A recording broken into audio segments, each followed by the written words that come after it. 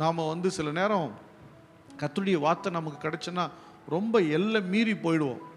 எல்லாமே ஃபேவராக இருக்குன்னா போயிடுவோம். ரொம்ப எல்லை மீறி போயிடுவோம். நமக்கே தெரியாது நம்முடைய எல்லை என்னன்னு சொல்லி ரொம்ப ஓவராக போயிடுவோம். அப்போ ஒரு கட்டத்துக்கு போய் தான் நிற்கும், அடடா இவ்வளோ பெரிய தப்பு பண்ணிட்டோமே. அது வரலையும் கூட சில பேர் தப்புன்னு தெரிஞ்சாலும் அந்த மனசு என்ன பண்ணாது, மாற்றமே வராது பாருங்க. அதை என்ன சொல்லுவாங்க, ஊரில் ஒரு பழமொழி சொல்லுவாங்க, நான் பிடிச்ச முயலுக்கு சொல்லுங்க தெரியாதா, நான் பிடிச்ச முயலுக்கு 3 கால், நீங்கள் பிடிச்சது 3 இருக்கலாம், நான் பிடிச்சது 4 இல்லை அப்படின்னு அதை அப்படியே ஆணித்தரமாக அப்படியே சொல்லுவாங்க.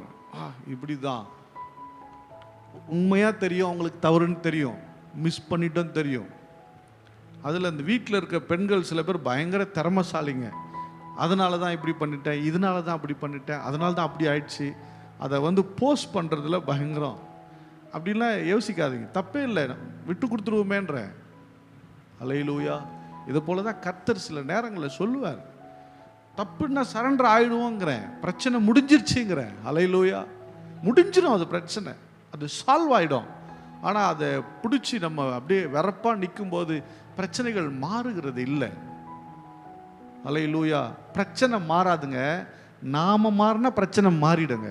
புரிஞ்சவங்களா ஒரு அல்லே சொல்லுங்க. பிரச்சனையை மாற்ற முடியாது, நாம மாறிட்டா பிரச்சனை மாறிடும். நாம மாறாம எந்த பிரச்சனையும் என்ன பண்ணாது, மாறவே மாறாது. இன்னைக்கு நமக்கு என்னன்னா பிரச்சனை மாறணும், ஆனால் நான் மாற மாட்டேன். எப்படியா மாறும், எப்படி மாறும், வாய்ப்பு இருக்கா? சான்ஸே கிடையாது. தேவன் அதைத்தான் விரும்புகிறார். ஏன் அந்த 70 இயர்ஸ் 70 வருஷம் எடுத்துக்கிறார் இந்த மக்களுடைய மனநிலை மாறுறதுக்கு? ஏன்னா ஒரு தலைமுறை மைண்டில் இது மொத்தமாக அழிக்கணும். அடிமைத்தனம்னா என்னன்னு தெரியணும், சுதந்திரம்னா என்னன்னு தெரியணும். அதனால தான் 70 வருஷம் விட்டார். அல்லேலூயா. சூப்பர் வாழ்க்கைங்க, எல்லாமே இருக்குது குடும்பத்தில், தேசத்தில் எல்லாமே இருக்குது பாருங்க, மொத்தமாக இருக்குது. தோட்டம் துறவு இல்லை, கனி வகை மரங்கள், காய்கறி செடி எல்லாம் இருக்குது. அதனால் இவங்களுக்கு ரொம்ப ஜாலி. நாங்கள் யார் தெரியுமா, எங்கள் லெவல் என்ன தெரியுமா, எங்கள் விதம் என்ன தெரியுமா, ரொம்ப ஜில்லுன்னு இருக்காங்க. ஆனால் ஒரு 70 வருஷம் இவன் அடிமையாக இருந்துட்டு ஒரு தலைமுறை போச்சுன்னா தெரியும், எப்படி தெரியும், ஐயோ எவ்வளோ கஷ்டப்பட்டேன்டா, என்ன வாழ்க்கை, இப்படி நரக மாதிரி வாழ்ந்துட்டு இருக்குமே.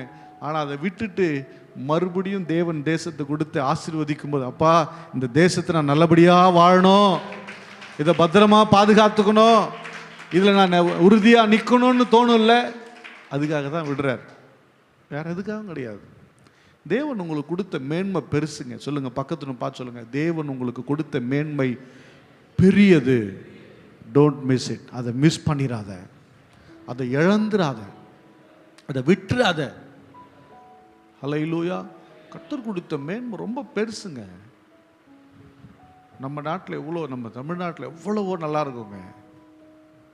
நீங்கள் ஆப்பிரிக்கன்ஸ் போய் அது பார்க்கும்போதே கஷ்டமாக இருக்குது. ஒரு குழந்தைக்கு பால் கொடுக்க கூட அந்த தாயாருக்கு பலன் இல்லை, உணவு இல்லை, ஒரு வகை மண்ணை சாப்பிட்றாங்க. இன்றைக்கி நமக்கு 3 வேளை சாப்பிட்டு வெளியே தள்ளுற அளவுக்கு இதாக இருக்குது.